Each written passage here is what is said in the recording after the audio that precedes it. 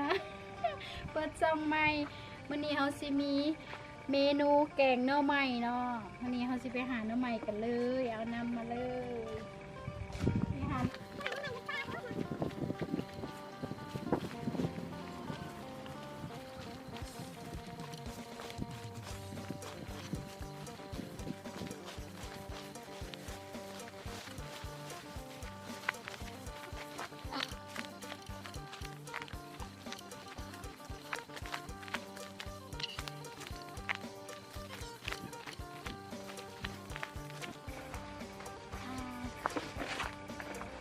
หอดซุ่มหน่อไม้แล้วเนาะ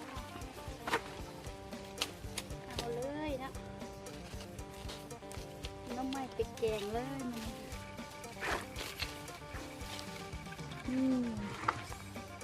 อันนี้เขาเจ้าเอิ้นว่าโนสังไผ่เนาะมันอยากเอาอยู่ไก่ต้น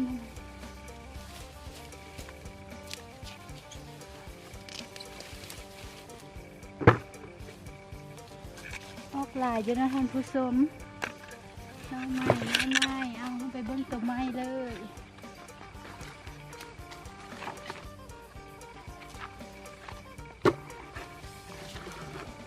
แล้วออกหลายอยู่ท่านผู้ชมพนักคุณเห็นบ่ค่ะ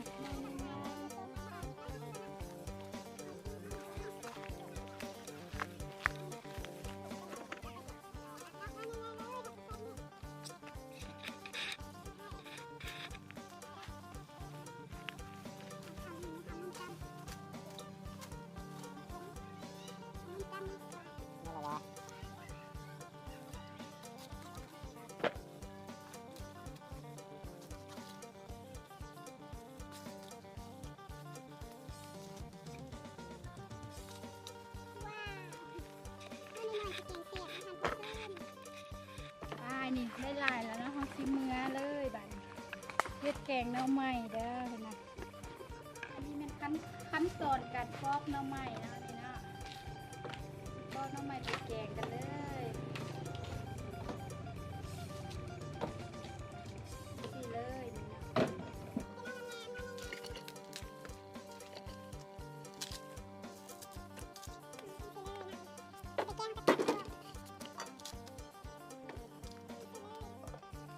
สำเร็จแล้วก็เป็นที่เรียบร้อยแล้วเนาะหลังจากนั้นเขาก็เสียบเป็นล่างน้ำแล้วเขาก็ซิมาซอยเนาะเขาก็ซิมาผ้าแล้วเขาก็เสียบไปต้มเนาะ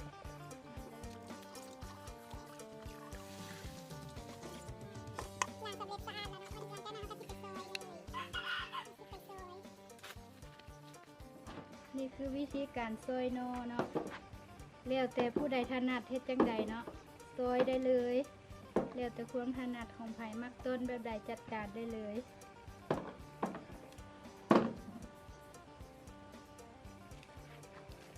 จังสีก็ได้เนาะเขาจะไปต้มแล้วเขาสิไปแกงเนาะหรือสิซอยจังสีก็ได้แล้วแต่ซอยจังใดก็ได้ซอยได้ตามใจเลยเนาะ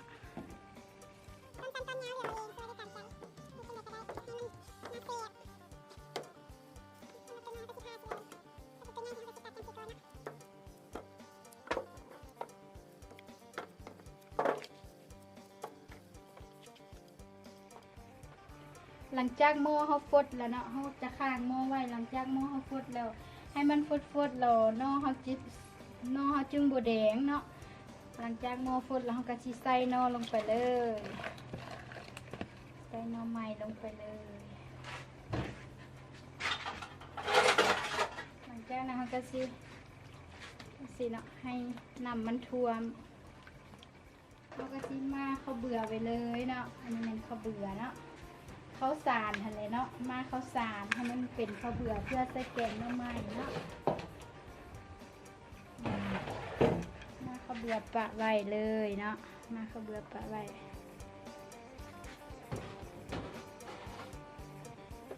นี่หลังจากนั้นเขามาเก็บใบยานางเนาะเพื่อเอาไปย่องแล้วเขาซีใส่แกงหน่อไม้เขาเนาะซอกหาเอาตามธรรมชาตินี่เลยเนาะนี่คือขั้นตอนการคั่นยานางเนาะคั่นผู้ใดบ่อยากคั่นแนะนำเอาแนวปั้น านก็ได้เนาะเพื่อความสะดวกสบาย แต่ว่ามื้อนี้เฮาสิมาย่องเอาเนาะเพื่อให้อาหารมีรสชาติขึ้นตืมเนาะก็คืออาหารแซ่บนัวเล็กน้อยเนาะจากขี้มือของตัวเองเนาะ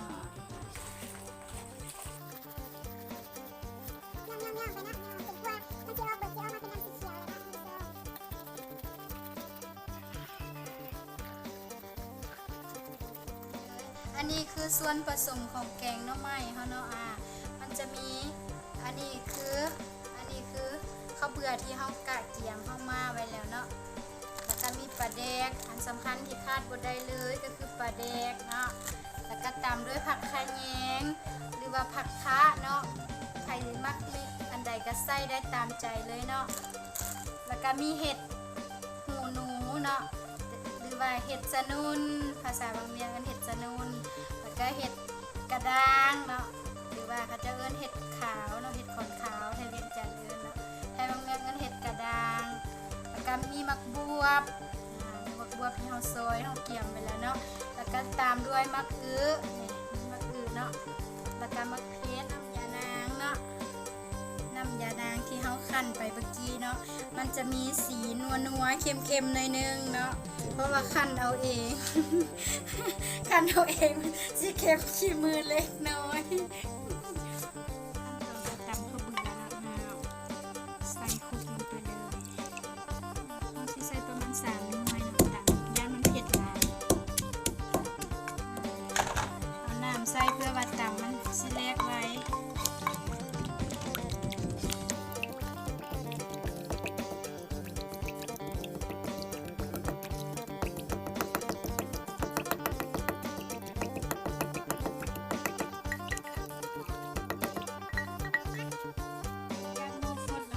ใส่ปลาแดกเลยเนาะใส่ลงไปในส่วนใจเนาะ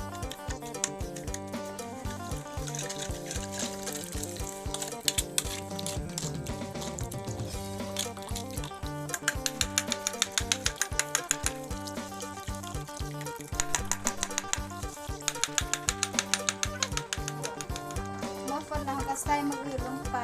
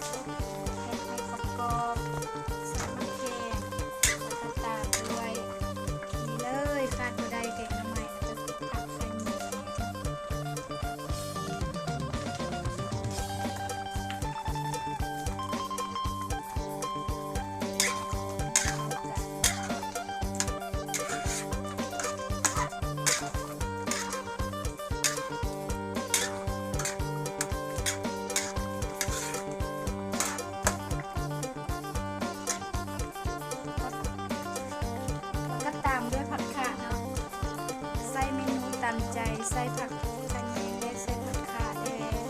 หรือว่าผักเน่าเนาะไทยบางเวียงเอิ้นผักเน่าไทยเวียงจันทร์เอิ้นผักขา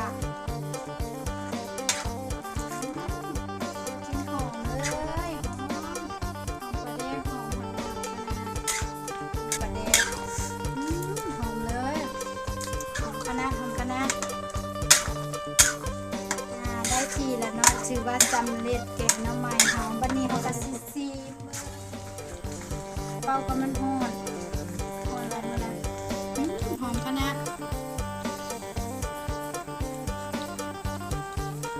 กินกับตำบักหุ่ง